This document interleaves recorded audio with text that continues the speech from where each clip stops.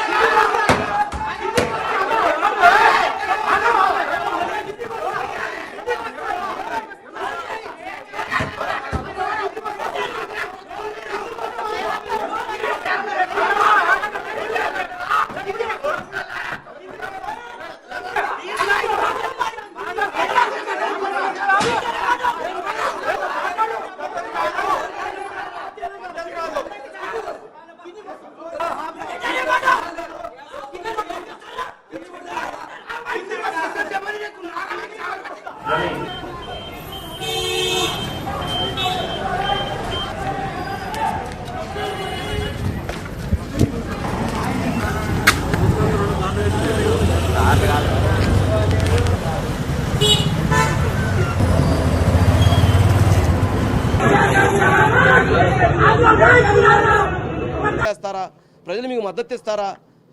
ఇది ఆలోచించుకోవాల్సినటువంటి అంశం. ఇందులో ఎటువంటి మహా న్యూస్ వైపు నుంచి ఎటువంటి తప్పిదం లేదు. మహా న్యూస్లో ఉన్నటువంటి వాళ్ళు 20 మంది వచ్చి దాడి చేసి ఆ రకంగా అంతంత పెద్ద రాడ్లు తీసుకొని కొడుతూ ఉంటే కూడా మా సిబ్బంది ప్రాణాలను సైతం లెక్క చేయకుండా అడ్డుపడి వాళ్ళని ఆపి నిలవరించి వాళ్ళని ఆపివేయటం జరిగింది. నిజంగా చచ్చిపోతే ఏంటండి జర్నలిస్టులు? చంపేస్తే ఏంటి? ఏం చేస్తారు? ఏం చేయాలనుకుంటున్నారు? సమాజానికి చంపడానికి వచ్చారు కదా అంటే ఏం చేస్తారు? చంపి. ఇది ప్రజలు ఆలోచించుకోవాలి. ప్రతి ఒక్క మనిషికి బాధ్యత ఉంటుంది. పార్టీ మంచి చేసిందా, చెడు చేసిందా, ఆ వ్యక్తులు చేసినటువంటి చర్య మంచిదా కాదా అనేది ఆలోచించుకోవాలి. దాన్ని కూడా ఇంకా సపోర్ట్ చేసుకునే విధంగా కొంతమంది ఎవరైతే తైతెక్కలాడుతున్నారో అది రేపొద్దున మీకే జరిగితే, రేపే మీకు ఇటువంటి పరిస్థితులు వస్తే, రేపే మీ మీద దాడులు జరిగితే ఇంకా మిమ్మల్ని కాపాడతారు? ఎవరు మీకు అండగా నిలుస్తారు? ఇది సమాజం ఆలోచించుకోవాలి, ప్రజలు కూడా ఆలోచించుకోవాలి. మహా న్యూస్ ఖచ్చితంగా ఈ విషయంలో పోరాటం చేస్తుంది, ముందుకు వెళుతుంది. బీఆర్ఎస్ పార్టీ కేటీఆర్ గారికి సంబంధించినటువంటి మనుషులుగా చెప్తున్నారు. వాళ్ళు వచ్చినప్పుడు మా నాయకుడి మీద ఎట్లా పెడతారు, మీరు మా మీద కామెంట్ సెట్ చేస్తారు, ఫోన్ ట్యాపింగ్, అసలు మీరు ఎట్లా మాట్లాడతారు, మిమ్మల్ని చంపేస్తాము, మిమ్మల్ని పొడి చేస్తాము, మిమ్మల్ని నరికేస్తాము, మిమ్మల్ని ఇదే పదాలు. ఏంటది? నరకటం ఏంటి, చంపటం ఏంటి, ఏంది అసలు? ఒక పార్టీ అండి బీఆర్ఎస్ పార్టీ, టీఆర్ఎస్గా ఒక ఉన్నతమైనటువంటి పార్టీగా దాదాపు వాళ్ళు కేసీఆర్ గారు లాంటి నాయకత్వం నడుస్తున్న పార్టీలో ఈ రకమైన చర్యలు ఏంటండి? అసలు ఏమన్నా సమాజం రేపు ఎటు తీసుకెళ్తున్నారు, ఏమైపోతుంది? నిజంగా తప్పు జరిగి ఉంటే మీరు రండి డిబేట్కి, నన్ను అడగండి, నేనే వస్తా, కేటీఆర్ గారి ఇంటికి వస్తా, రమ్మనండి, నేనే వస్తాను, లేదంటే స్టూడియోకి రమ్మనండి. తప్పులు మాట్లాడుకోవచ్చు, తప్పు జరిగితే అడగవచ్చు, లేదా వాళ్ళకి రైట్స్ ఉన్నాయి, వాళ్ళు దాని మీద నోటీసులు ఇవ్వచ్చు, లేదా ఇంకోటి ఇవ్వచ్చు. నాకు రైట్స్ ఉంటాయి, నేను దాని మీద ప్రొటెస్ట్ చేసుకోవచ్చు. అంతేగాని ఇంతలో రాళ్ళు ఏంటండి? ఆ రాడ్లు ఏంటి? మీరు చూశారు కదా, మీరందరూ చూశారు కదా, చూస్తున్నారు కదా. ఇంకా కూడా వాటిని సమర్థించుకుంటాం అనుకోవటం తప్పు, చాలా అన్యాయం. ఇది సమాజం సిగ్గుపడాల్సినటువంటి అంశం. మీడియా ఐక్యత వర్ధిల్లాలి. ఎవరికి ఏ కష్టం వచ్చినా సరే మహా న్యూస్ అండగా ఉంది. మహా న్యూస్ మీద ఇంత దాడి జరిగిన తర్వాత ఇంకా దాన్ని ఆ రాజకీయ పార్టీ సమర్థించుకునేటువంటి ధోరణి ఏదైతే ఉందో దాన్ని పూర్తిగా తప్పుపట్టాల్సినటువంటి అవసరం కూడా ఖచ్చితంగా నాకు తెలిసి అయితే దాడి జరుగుతుందని వెంటనే డీసీపీ విజయ్ కుమార్ గారు స్పెషల్గా వాళ్ళు వచ్చి దాని బెటాలియన్ మొత్తం తీసుకొచ్చారు. ఇప్పటికే కొద్దిమందిని ఏదో అరెస్ట్ చేశారని కూడా చెప్తూ ఉన్నారు. పోలీస్ ఇన్వెస్టిగేషన్ టీం పట్ల, పోలీసుల పట్ల నాకు పూర్తి విశ్వాసం ఉంది. చట్టం పట్ల, న్యాయం పట్ల, ధర్మం పట్ల నాకు పూర్తి విశ్వాసం ఉంది. ఖచ్చితంగా వాళ్ళు ఈ కేసుకు సంబంధించి ఎవరైతే దాడి చేశారో వాళ్ళని ఖచ్చితంగా చర్యలు తీసుకుంటారని నేను పూర్తిగా విశ్వసిస్తున్నాను, నమ్ముతాను. కేసీఆర్ గారి స్పందన కోరుకుంటున్నాను. నిజంగా ఆయన ప్రజాస్వామ్యాన్ని కోరుకునేటువంటి వ్యక్తి అయితే, సమాజహితం కోరుకునే. ఆంధ్రప్రదేశ్ లో ఉత్పత్తి అయ్యే ఆహార ధాన్యాల సేకరణను మరింత పెంచాలని ఫుడ్ కార్పొరేషన్ ఆఫ్ ఇండియాను ప్రభుత్వం కోరింది. గత ఏడాది నిర్దేశిత లక్ష్యంతో సగం కూడా సేకరించలేదని ఎఫ్సీఐ రాష్ట్ర స్థాయి సమావేశంలో పాల్గొన్న ఎంపీ లావు శ్రీకృష్ణదేవరాయలు తెలిపారు. ఎఫ్సీఐ గోదాముల్లో మిగిలిన ఖాళీ ప్రదేశాన్ని రాష్ట్ర సివిల్ సప్లై శాఖకు ఇవ్వాలని కోరారు. మీటింగ్ లో వచ్చిన విషయాలు ఒకటి, ఎఫ్సీఐ గోడౌన్స్ సంబంధించి ఇంకా బాగా ఏ విధంగా ఉపయోగించాలి, వాటి క్వాలిటీని ఏ విధంగా పెంపొందించాలి, వాటిలో స్టోరేజ్ కెపాసిటీని ఇప్పుడు 75 to 80% మాత్రమే ఉపయోగిస్తూ ఉన్నారు. ఇంకా మిగతా వాటిని కూడా ఎలా ఉపయోగించుకోవాలి, ఒకవేళ ఎఫ్సీఐ గోడౌన్స్ ఖాళీగా ఉంటే వాటిని సివిల్ సప్లైస్ డిపార్ట్మెంట్కి ఇచ్చే విధంగా చేయమని చెప్పి అడగడం జరిగింది. మరొకటి, ఏదైతే రాష్ట్రానికి, ఆంధ్ర రాష్ట్రానికి ఇచ్చారో ఎఫ్సీఐ తరఫున, కేంద్ర ప్రభుత్వం తరఫున ప్రొక్యూర్మెంట్, దాంట్లో ఎంత ప్రొక్యూర్ చేస్తూ ఉన్నారు, అంటే మనం ప్రొక్యూర్ చేసి ఎంత ఎఫ్సీఐకి ఇస్తా ఉన్నాం, ఇంకా ఎంత వెసులుబాటు ఉంది అనేది కూడా ఈరోజు మాట్లాడటం జరిగింది. దాదాపు మనకి 25 లక్షల మెట్రిక్ టన్నుల దాకా ప్రొక్యూర్ చేసుకునే ఎఫ్సీఐ తీసుకునే దానికి అవకాశం ఉంది. కానీ లాస్ట్ ఇయర్ మాత్రం 10 lakh మెట్రిక్ టన్స్ దాకా మాత్రమే ఎఫ్సీఐ మన రాష్ట్రం దగ్గర నుంచి తీసుకుంది. ఇంకా ఎక్కువ ఇచ్చే అవకాశం, తీసుకునే అవకాశం కూడా ఉంది. కాబట్టి దాన్ని పెంపొందించాలని చెప్పి కూడా అడగడం జరిగింది. ఏదైతే థర్డ్ పార్టీ ద్వారా ఈ గోడౌన్స్ అన్నింటినీ కూడా, గోడౌన్స్తో పాటు అక్కడ స్టోర్ చేస్తున్న రైస్, వీటన్నింటినీ కూడా థర్డ్ పార్టీ ద్వారా అసెస్మెంట్ చేస్తూ ఉన్నారు ఎఫ్సీఐ వారు. దాని గురించి ప్రజెంట్ చేయమని చెప్పడం జరిగింది. దాంతోపాటుగా మన సివిల్ సప్లైస్ సంబంధించిన వాటిని కూడా థర్డ్ పార్టీ పరంగా ఏ విధంగా ఆన్ పార్ ఎలా తీసుకొచ్చే అవకాశం ఉందో కూడా సజెషన్స్ ఇవ్వమంటం జరిగింది. అలాగే ప్రొక్యూర్మెంట్కి సంబంధించి కూడా ఎఫ్సీఐ ఏదైతే సిస్టమ్స్ ఫాలో అవుతా ఉందో, ఏ విధంగా క్వాలిటీ కంట్రోల్ చేస్తూ ఉందో వాటన్నిటి మీద కూడా ఈరోజు మాట్లాడటం జరిగింది. వాటిని ఇంకా ఇంప్రూవ్ చేసే విధంగా కూడా ప్రయత్నించమని చెప్పుకోవటం జరిగింది.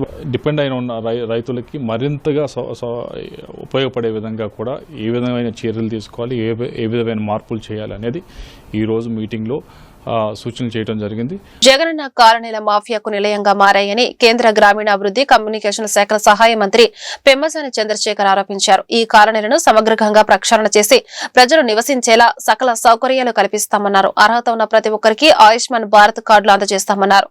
దీంతో ఎన్టీఆర్ ఆరోగ్య మిత్రపై అదనపు ఆర్థిక భారం తగ్గుతుందన్నారు. అలాగే గోరంట్ల వాటర్ స్కీమ్ 4 నెలల్లో అందుబాటులోకి తెస్తామన్నారు. గుంటూరు కలెక్టర్ శంకరన్ హాల్లో శనివారం జరిగిన district development coordination and monitoring committee committee meeting కేంద్ర సహాయక మంత్రి పెమ్మసాని చంద్రశేఖర్ అధ్యక్షతన జరిగింది. ఈ సందర్భంగా కేంద్ర ప్రాజెక్టుల తీరు తన్నుల గురించి కేంద్ర మంత్రి అడిగి తెలుసుకున్నారు. నిర్దేశించిన లక్ష్యంలోని ఈ ప్రాజెక్టులు పూర్తి చేయాలని జిల్లా అధికారులను ఆదేశించారు. నేషనల్ హైవే ప్రాజెక్టులు, Nizampatnam port, Mangalagiri AIIMS hospital, railway ప్రాజెక్టులు, జలజీవన్, అమృత స్కీంలపై సమీక్షించినట్లు ఆయన మీడియాకు వివరించారు. ఈ సమావేశంలో గుంటూరు పశ్చిమ ఎమ్మెల్యే గల్లా మాధవి, పత్తిపాడు ఎమ్మెల్యే బూర్లా రామాంజనేయులు, జిల్లా కలెక్టర్ నాగలక్ష్మి, నగర కమిషనర్ పులి శ్రీనివాసులు పాల్గొన్నారు. దీని మొత్తాన్ని కూడా ఎక్కడ జలజీవన్ మిషన్ ఉద్దేశం సస్టైనబుల్ వాటర్ సోర్స్ నుంచి వాటర్ తీసుకోవాలి. అయితే ఇది లోకల్గా బోర్లు వేసి తీసుకోవటం, ఈ విధంగా పాత వర్క్స్ చేస్తున్నారు. దీన్ని మొత్తాన్ని రీవ్యాంప్ చేసి ఏ విధంగా చేయాలనే దాని మీద ఇది చంద్రబాబు నాయుడు గారి లెవెల్లో డెసిషన్ తీసుకోవాల్సిన అవసరం ఉంది. అదేవిధంగా పిఎం సూర్య గారు గుంటూరు పార్లమెంట్కి వచ్చేటప్పటికి దాదాపు 7 నుంచి 8 లక్షల మంది ఎలిజిబుల్ అయ్యే అవకాశం ఉంది. అయితే 1,10,000 మంది రిజిస్టర్ అయ్యారు వాళ్ళకి ఇది కావాలని. ఇప్పటివరకు 10,000 ఒక 10%కే లోన్స్ కానీ లేకపోతే వెండర్స్ తోటి అటాచ్ చేసి నెక్స్ట్ లెవెల్కి వెళ్ళారు. దీంట్లో కొన్ని ఇష్యూస్ ఉన్నాయంటున్నారు. కొంత బ్యాంకర్స్ దగ్గర నుంచి ఇబ్బంది రావటం, అదేవిధంగా ఒక 20% కానీ ఏదైనా ఇనిషియల్ పేమెంట్ ఎవరైతే వీళ్ళు పెట్టుకోవాలనుకుంటున్నారో వాళ్ళు ఆ ఇనిషియల్ పేమెంట్కి కూడా రాలేని పరిస్థితి ఉంది. ఎస్సీ ఎస్టీస్కి ఎంటైర్ గవర్నమెంటే 100% ఇచ్చేటువంటి పరిస్థితి. సో దానికి పార్లమెంట్ వైజ్గానా లేకపోతే నియోజకవర్గం పరిధిలోనో టెండర్ కాల్ఫర్ చేసి అది కూడా నెక్స్ట్ లెవెల్కి తీసుకువెళ్లాల్సిన అవసరం ఉంది. సో దాని కోఆర్డినేషన్ మీద కొంత మాట్లాడుకున్నాం. అదేవిధంగా ఆయుష్మాన్ భారత్ హెల్త్ కార్డ్స్ తీసుకుంటే మన పార్లమెంట్లో దాదాపుగా 6 లక్షల వరకు ఇప్పటి వరకు కంప్లీట్ అయినాయి. ఇంకా ఎలిజిబిలిటీ 3 lakhs, యాక్చువల్లీ 3.6 lakhs అయితే లాస్ట్ 1 monthలో ఒక 57,000 చేశానన్నారు. ఇంకా 3 లక్షల మందికి ఆయుష్మాన్ భారత్ కార్డ్స్ తీసుకోవచ్చు మనం. దాన్ని కూడా మిషన్ మోడ్లో 1 to 2 monthsలో కంప్లీట్ చేయమని చెప్పాం, చేస్తానని చెప్పారు. దీనిలో చేస్తే అందరికి దాదాపుగా 5 లక్షల వరకు కొంత మన గవర్నమెంట్ మీద భారం తగ్గేటువంటి పరిస్థితి. అదేవిధంగా ప్రధానమంత్రి ఆవాస్ యోజన హౌసింగ్ స్కీమ్ తీసుకున్నాం. ఈ హౌసింగ్ స్కీమ్లో మీరు లాస్ట్ 5 years చూస్తే వాటిని తీసుకెళ్ళి మనుషులకి దూరంగా అంటే ఎక్కడెక్కడ డిస్టెంట్లో కాలనీస్ కట్టారు. అక్కడ ఇన్ఫ్రాస్ట్రక్చర్ లేదు, ట్రాన్స్పోర్టేషన్ లేదు, అక్కడికి ఎవరు వెళ్ళలేని పరిస్థితి. అందులో స్థలాల్లో ఒక మాఫియా, కట్టే వాటిలో క్వాలిటీ లేదంటున్నారు. అదేవిధంగా ఇన్ఫ్రాస్ట్రక్చర్ ఏదైతే ఆ కరెంట్ లైన్లు, ట్రాన్స్ఫార్మర్లు, రోడ్లు వేసారో అవి కొన్ని దొంగతనాలు జరుగుతున్నాయని చెప్పారు. సో ఇవన్నీ చాలా ఇష్యూస్. ఒక్కొక్కరికి 2-3 ఎలిజిబిలిటీలు, డూప్లికేట్ హౌసెస్, చాలా ప్రాబ్లమ్స్ ఉన్నాయి హౌసింగ్ స్కీమ్లో. ఈ హౌసింగ్ స్కీమ్ని మేమంతా మళ్ళీ ఇండివిజువల్గా ఒకసారి రివ్యూ పెట్టుకొని ఇండివిజువల్ సైట్కి వెళ్ళి అక్కడ ఏమేం కావాలో అవన్నీ చూసుకొని ఏ విధంగా చేస్తే ఆ హ్యాబిటేషన్లో మనుషులు నిజంగా వెళ్ళి ఉండగలరు. అంటే ఒక ట్రాన్స్పోర్టేషన్, ఒక బస్సు కానీ, బస్సు సౌకర్యం కానీ, కరెంట్ కానీ, లేకపోతే వాటర్ కానీ, రోడ్డు కానీ, ఇవన్నీ చేసే విధంగా ఒక 1 monthలో అన్ని ఈ సైట్స్ని ఒక ఇన్ఫ్రాస్ట్రక్చర్ ప్లాన్ రెడీ చేయమని చెప్పాం. సో అది కూడా చేస్తే కొన్ని డిపార్ట్మెంట్స్ని ఇండివిజువల్గా సూర్య గారు వచ్చేటప్పటికి బ్యాంకర్స్ వీళ్ళందరితోటి మన కరెంట్ వాళ్ళతోటి కలిపి ఒక రివ్యూ. హైదరాబాద్ లోని ఓ టీవీ ఛానల్ ప్రధాన కార్యాలయంపై జరిగిన దాడిని ఏపీ ఉప ముఖ్యమంత్రి పవన్ కళ్యాణ్ ఖండించారు. ఇది గర్హనీయమైన చర్య అన్నారు. మీడియాలో ప్రసారమయ్యే, పత్రికల్లో ప్రచురితమయ్యే వార్తలు, కథనాలపై అభ్యంతరాలు ఉంటే నిరసన తెలిపేందుకు ఒక విధానం ఉందని, అందుకు భిన్నంగా దాడులకు పాల్పడడం సమంజసం కాదని అన్నారు. న్యూస్ ఛానళ్లపై జరిగిన దాడిని ప్రజాస్వామ్యవాదులు ఖండించాలని కోరారు. ఈ దాడికి కారకులైన వారిపై చట్ట ప్రకారం చర్యలు తీసుకోవాలని తెలంగాణ ప్రభుత్వానికి విజ్ఞప్తి చేశారు. మెప్మా, డ్వాక్రా, చంద్రబాబు మానస పుత్రికలు అని విజయవాడ ఎంపీ కేసినేని చిన్ని అన్నారు. మెప్మాలో పనిచేసే రిసోర్స్ పర్సన్స్ కు విజయవాడలో ట్యాబులు పంపిణీ చేశారు. విజయవాడ తూర్పు, పశ్చిమ, సెంట్రల్ నియోజకవర్గాల్లోని 500 మందికి వీటిని అందజేశారు. ఈ సందర్భంగా కేసినేని చిన్ని మాట్లాడుతూ జిల్లాలోని ప్రతి నియోజకవర్గంలో మెప్మా, డ్వాక్రా బజార్ల ఏర్పాటుకు కృషి చేస్తున్నట్లు చెప్పారు. ఈ కార్యక్రమంలో ఎమ్మెల్యే బోండా ఉమా తదితరులు పాల్గొన్నారు. ప్రభుత్వం గౌరవ ముఖ్యమంత్రి గారి ఆధ్వర్యంలో డ్వాక్రా మహిళా సంఘాలు చూసే ఆర్పీలందరికీ కూడా రాష్ట్రం మొత్తం ట్యాబ్లు ఇవ్వడం జరిగింది. వాళ్ళ ప్రభుత్వం మనం చూస్తే డిజిటలైజేషన్ మీద చాలా దృష్టి పెట్టింది. నిజంగా మొన్న కూడా చూసాం, వాట్సాప్ గవర్నర్స్ ద్వారా దాదాపు 550 సేవలు వాట్సాప్ ద్వారా మనం అందుకోబోతున్నాం. అదేవిధంగా రాష్ట్ర ప్రభుత్వానికి డ్వాక్రా మహిళలకి మధ్యలో అనుసంధానం చేసే ఆర్పీలందరికీ కూడా ట్యాబ్ ద్వారా రాష్ట్ర ప్రభుత్వం చేసే అభివృద్ధి కార్యక్రమాలు, అంతేకాకుండా సంక్షేమ కార్యక్రమాలు, డ్వాక్రా మహిళలకి కొత్త పద్ధతుల్లో మార్కెటింగ్ విధానంలో సూచించడంలో, ఈ కామర్స్కి అంతేకాకుండా వాళ్ళ లోన్లు కానీ వాళ్ళ యొక్క అవసరాలన్నింటినీ కూడా ట్యాబ్ లో నింపి వాళ్ళిద్దరికి ప్రభుత్వానికి డాక్రా మహిళలకి ఒక అనుసంధానం క్రియేట్ చేయడానికి డిజిటలైజేషన్ ప్లాట్ఫామ్ ద్వారా ఇవాళ ట్యాబ్ ఇవ్వడం జరిగింది. అటు ఇచ్చిన గౌరవ ముఖ్యమంత్రి నారా చంద్రబాబు నాయుడు గారికి ధన్యవాదాలు తెలుపుకున్నా. ఇవాళ విజయవాడ నగరంలో సుమారు 1,50,000 డాక్రా మహిళలు పనిచేస్తున్నారు. వాళ్ళందరూ నూతన పద్ధతుల్లో మార్కెటింగ్ ఉండే విధంగా కొత్త కొత్త ప్రోడక్ట్ను తయారు చేసి చక్కటి మార్కెటింగ్ ఈ-కామర్స్ లో ఉండే విధంగా నేను కానీ గౌరవ శాసనసభ్యులు బోండా ఉమా గారు కానీ గత నెల రోజుల నుంచి కలెక్టర్ గారిని కలిసాం, మంత్రివర్యులను కలిసాం. నిరంతరం ఇక్కడ ఉన్న పిఓ గారిని అన్నింటినీ ఆలోచించి వాళ్ళకి అవసరాలకి సరిపడా సెంటర్లు కాకుండా మార్కెటింగ్ సెంటర్లు కూడా ఓపెన్ చేసే విధంగా ఇవాళ విజయవాడ నగరంలో డాక్రా మహిళలు రాష్ట్రం మొత్తానికి దారి చూపించే విధంగా మేమిద్దరం కలిసి చేస్తాం. తప్పకుండా దీన్ని అవకాశం ఇచ్చిన పెద్దలందరికీ పేరు పేరు నిలబెట్టుకుంటా అమలు చేస్తామని ఈ సందర్భంగా తెలియజేస్తాం. దాంట్లో మీరు కీలకమైనటువంటి బాధ్యత వహించే ఆర్పీలు మీరు కూడా బాధ్యత తీసుకోవాలి. మా నియోజకవర్గంలో మీరు 156 మంది ఆర్పీలు ఉంటే దాదాపు 56,000 మంది మా డ్వాక్రా చెల్లెమ్మలు ఉన్నారు. 56,000 మంది అంటే ఈ విజయవాడ నగరంలో హైయెస్ట్ డ్వాక్రా ఉమెన్ ఉన్నటువంటి నియోజకవర్గం సెంట్రల్ నియోజకవర్గం. వాళ్ళకి అన్ని రకాలుగా కూడా ఒక అన్నలాగా మేము అండగా ఉంటాం. మీరు ఒక సోదరీమణిగా మీరు బాధ్యత తీసుకుంటే వాళ్ళ సమస్యలు, కష్టాలు, ఇబ్బందులు, ముద్రా లోన్లు కావాలన్నా, లేదంటే డ్వాక్రా లోన్లు కావాలన్నా, లేదంటే మరేదన్నా కార్పొరేషన్ లోన్ కావాలన్నా, లేదంటే P4లో వాళ్ళకి ఏదైనా సహాయం కావాలన్నా మీరు మా దృష్టికి తీసుకొస్తే దాన్ని ఏ విధంగా అధికారులతో మాట్లాడే అధికారులతో మేము స్వయంగా చేయాల్సింది మేము స్వయంగా, అట్లాగే ప్రభుత్వం నుంచి చేయాల్సింది ప్రభుత్వం నుంచి అన్ని కూడా బాధ్యత తీసుకొని చేయించడానికి సమర్థులైనటువంటి వ్యక్తులు పార్లమెంట్ సభ్యులుగా కానీ, ఎమ్మెల్యేలుగా కానీ, కార్పొరేటర్లుగా కానీ డివిజన్ నాయకత్వం కూడా ఉంది.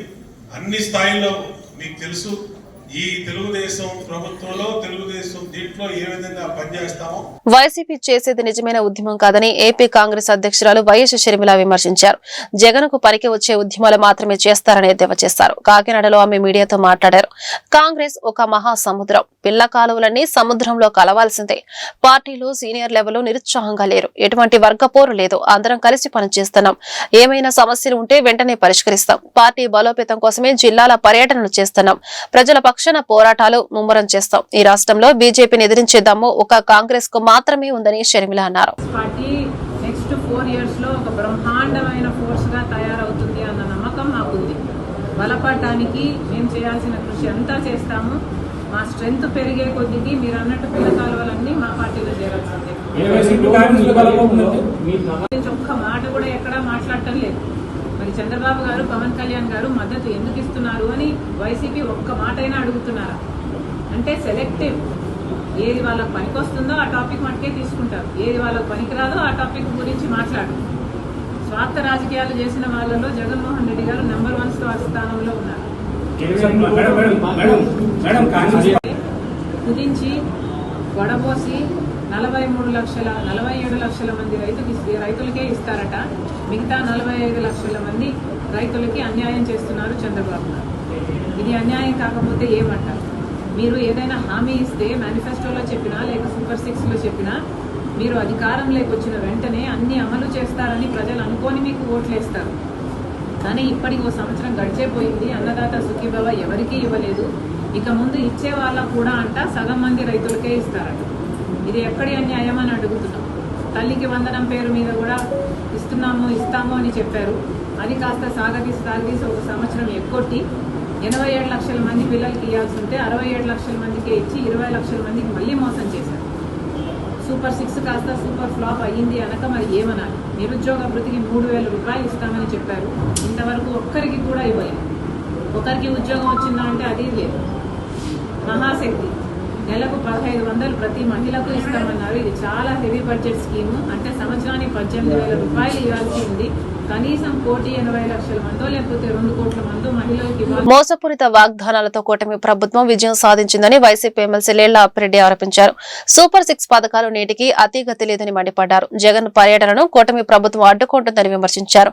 కారులో ప్రయాణించిన వ్యక్తులపై కేసులు పెట్టిన దాఖలాలు ప్రపంచంలో ఇప్పటివరకు చూడలేదని తెవచిస్తారు. గుంటూరు పశ్చిమ నియోజకవర్గం వైసీపీ కార్యకర్తల సమావేశంలో అప్పిరెడ్డి ప్రసంగించారు. 2029 సార్వత్రిక ఎన్నికల్లో గుంటూరు పశ్చిమ నియోజకవర్గం నుంచి పోటీ చేసే వైసీపీ సమన్వయకర్త అంబటి రాంబాబుకు బ్రహ్మాండమైన విజయం అందించాలని పార్టీ కార్యకర్తలకు పిలుపునిచ్చారు. రాజధాని నగరమైన గుంటూరు నుంచి పార్టీ పిలుపునిచ్చిన కార్యక్రమాలను అంబటి రాంబాబు ఆధ్వర్యంలో కార్యకర్తలు విజయవంతం చేయాలని కోరారు.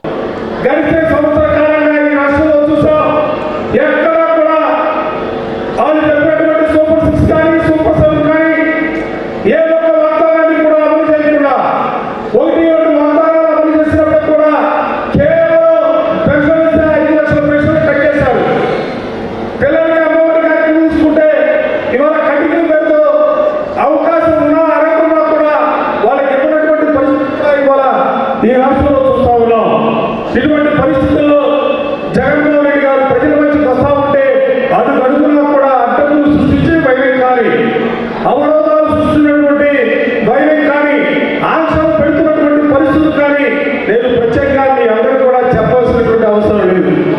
మన జిల్లాలో చూసాం, రోగులు రైతులు పరామర్శించడానికి పోతే అక్కడ జరిగినటువంటి పరిస్థితులు రైతుల మీద చివరి కేసులు పెట్టి జైల్లో పెట్టినటువంటి భయం కానీ గుంటూరు జిల్లాకి సత్తెనపల్లి నియోజకవర్గంలో రెండపాల గ్రామానికి పర్యటన పెడితే ఆ పర్యటనకు వెళ్లే ప్రక్రియలో గుంటూరులో యాక్సిడెంట్ జరిగితే ఆ యాక్సిడెంట్ లో సైతం కూడా బహుశా భారతదేశంలో కాదు ప్రపంచంలో ఎక్కడా కూడా కారులో ప్రయాణిస్తున్నటువంటి వ్యక్తుల పైన కేసులు పెట్టినటువంటి పైన మనం ఎక్కడా కూడా చూడాల.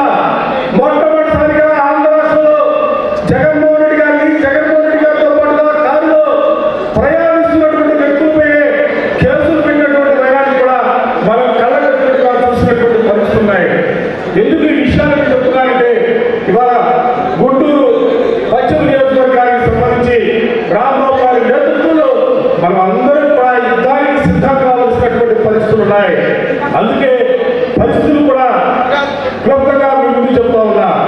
ఇవాళ పరిస్థితుల్లో రాష్ట్ర రాజధాని గుంటూరు నగరం, ఈ గుంటూరు నగరానికి సంబంధించి నిన్న మొన్న ముఖ్యమంత్రి గారి పర్యటనలో కూడా చూస్తాం. ఆయన మాట్లాడుతున్నటువంటి మాటలు కూడా మనం అందరం కూడా విన్నాం. ఇటువంటి పరిస్థితుల్లో ప్రతి వైఎస్ఆర్ కాంగ్రెస్ పార్టీ కార్యకర్త కానీ అభిమాని కానీ రాబోయే ఈ 4 సంవత్సరాల పాటు పార్టీ ఏ కార్యక్రమాన్ని ఇచ్చినా కూడా ఆ కార్యక్రమాన్ని పిలుపునందుకొని జెండా పదాలు పెట్టుకొని ఏ టైంకి పిలిపించినా కూడా గుంటూరులో ఉన్నటువంటి ప్రతి వైఎస్ఆర్ కాంగ్రెస్ పార్టీ కార్యకర్త కూడా సమర రంగంలో దిగడానికి సిద్ధంగా ఉండాలా.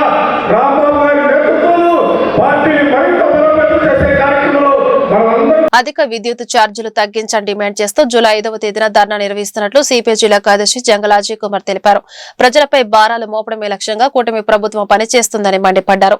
విద్యుత్ భారాలతో పాటు స్మార్ట్ మీటర్లు ప్రమాదకరంగా మారాయని తెలిపారు. గుంటూరు కొత్తపేట పార్టీ కార్యాలయంలో శనివారం అజయ్ కుమార్ మీడియాతో మాట్లాడారు.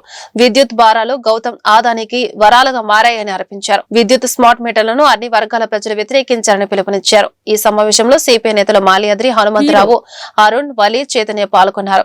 కరెంట్ అయిపోయినా ఈ మీటర్లే పెద్ద మోసం. ఈ మీటర్లు ప్రజల జేబులు కొల్లగొట్టడానికి, అదానికి దోచిపెట్టడానికి దేశవ్యాప్తంగా నరేంద్ర మోడీ కుట్రపూరితంగా చేసే దాంట్లో చంద్రబాబు నాయుడు గారు కూడా ఈ రాష్ట్రంలో ఏమాత్రం తక్కువ తినకుండా కరెంటు ఛార్జీల భారాన్ని ప్రజలపై మోపడం అనేది చూస్తూ ఉన్నాం. అంటే ఎన్నికలు అయిపోయినాక ఏరు దాటిన తర్వాత తెప్ప తగిలేసిన చందంగా అనేక అంశాల్లో ఈ ప్రభుత్వం కనపడుతూ ఉంది. అందుకని 5వ తేదీ వరకు ప్రచార కార్యక్రమాన్ని నిర్వహిస్తాం.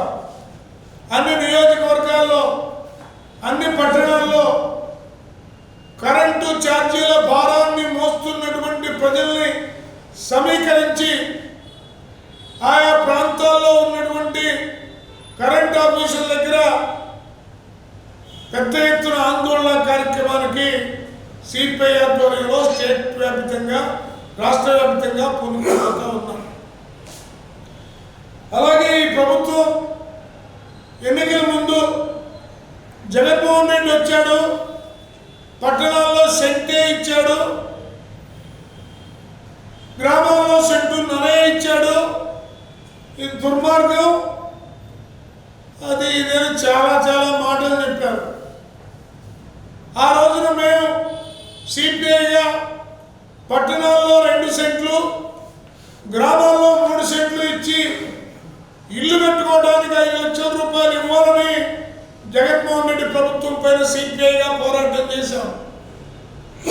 మా పోరాటంలో వచ్చినటువంటి స్లోగన్ని టీడీపీ వాళ్ళు అందుకొని తాము అధికారంలోకి వస్తే మేము పట్టణాల్లో 2 సెంట్లు ఇస్తాం, గ్రామాల్లో 3 సెంట్లు ఇస్తాం, ఇల్లు కట్టుకోవడానికి 4 లక్షల రూపాయలు ఆర్థిక సహాయం చేస్తామని చెప్పారు.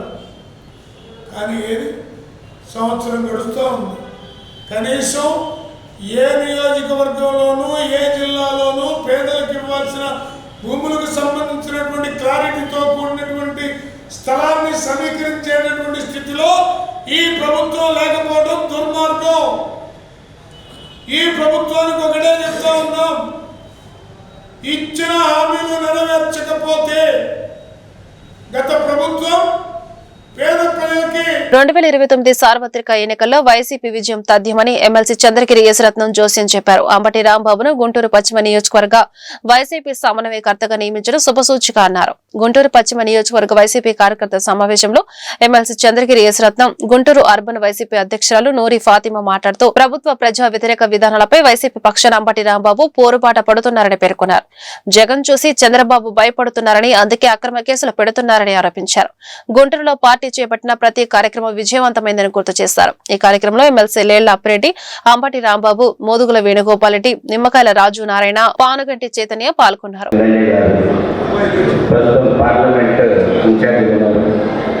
అదేవిధంగా మరొక సోదరి గుంటూరు ఈస్ట్ ఇన్ఛార్జ్ నూరి ఫాతిమా, మరి చైర్మన్ నిమ్మకం రాజశేఖర గారు, మాజీ చైర్మన్ గారు, రాష్ట్ర బ్యాక్ విభాగ అధ్యక్షులు పానుగంటి చైతన్య గారు, ఇక్కడున్న వైఎస్ఆర్ కుటుంబ సభ్యులు, కార్పొరేటర్స్, మరి పదవులు అలంకరించిన అందరూ, అక్కా చెల్లెళ్ళు, అన్నలు కూడా నమస్కారం. చాలా శుభదినం. ఎందుకంటే మరి గత ఎన్నికల తర్వాత రాష్ట్రంలో ఉన్న పరిస్థితుల్ని మన నాయకుడు జగన్మోహన్ రెడ్డి గారికి అండగా ప్రతి విషయంలో కూడా మన వైఎస్ఆర్సీపీ నుంచి ఏ కష్టం వచ్చినా కానీ మరి నేనున్నాను అని ముందుకు దూకి ఈరోజు మరి జిల్లా పదవి నుంచి ఈరోజు గుంటూరు వెస్ట్ ఇన్ఛార్జిగా వచ్చిన అంబటి రాంబాబు గారికి ఈ రోజున మనందరం కూడా ఇక్కడ వేదిక ముందు ఉన్న మీరు, వేదికపై ఉన్న మరి అప్పిరెడ్డి గారు, మోదుగుల వేణుగోపాల్ రెడ్డి గారు, మేము అందరం కలిసికట్టుగా పనిచేస్తే రేపు 29 ఎలక్షన్స్లో విజయం తథ్యం అని చెప్పడానికి ఇదొక, ఎందుకంటే ప్రతి ఒక్కరందరూ కూడా ఇక్కడ ఉన్న జనాన్ని చూసినట్టయితే 2019లో నాకు, 2024లో రజనీ గారికి ఎవరైతే కష్టపడి చేశారో వాళ్ళందరూ కూడా ఈరోజు ఈ సమావేశంలో ఉండటం చాలా సంతోషంగా ఉంది. ఏదేమైనప్పటికీ కూడా రాష్ట్రంలో అంబటి రాంబాబు గారు మన గుంటూరు వెస్ట్ నియోజకవర్గానికి రావడం మనకు చాలా శుభసూచికం. కాబట్టి రాష్ట్ర ముఖ చిత్రంలో గుంటూరు వెస్ట్ మరి మంచి విజయం సాధించేసేసి జగన్మోహన్ రెడ్డి గారికి బహుమతి ఇవ్వాలంటే మనందరం కష్టపడి కృషి చేయాలని ప్రజల్లోకి తీసుకెళ్ళటం కానీ, లేకపోతే ఆయన ఒకే మాట అంటారు, నేను దేనికైనా సిద్ధమే, నేను జైలుకి వెళ్ళడానికై సిద్ధమే, కానీ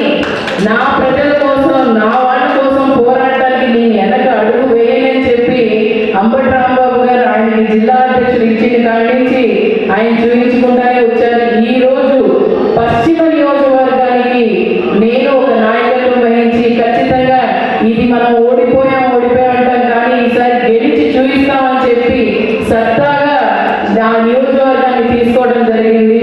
అలాగే ఈ రాష్ట్రంలో మీరు చూసుకుంటే ఎన్నో సీఎం గారు, ఇప్పుడున్న సీఎం గారు భయపడుతున్నారు. ఆయన మాటల్లోనే అర్థమవుతుంది ఏం మాట్లాడుతున్నారో ఆయనకి అర్థం లేకుండా పోయింది. ఎందుకంటే జగన్మోహన్ రెడ్డి గారి ఆదరణ చూసి ఆయనకి భయం పట్టుకుంది. ఆ భయాన్ని మనం అలాగే కంటిన్యూ చేసుకుంటూ పోతే 29 మన అందరిది, మన వైఎస్ఆర్సీపీ పార్టీ మళ్ళీ జెండా ఎగరేసేలాగా మనం అందరం కృషి చేస్తామని చెప్పి మరి ఈ సభాముఖం చెప్తున్నారు. అలాగే ఇక్కడున్న ఈ వార్తలు ఇంతతో సమాప్తం. నమస్కారం.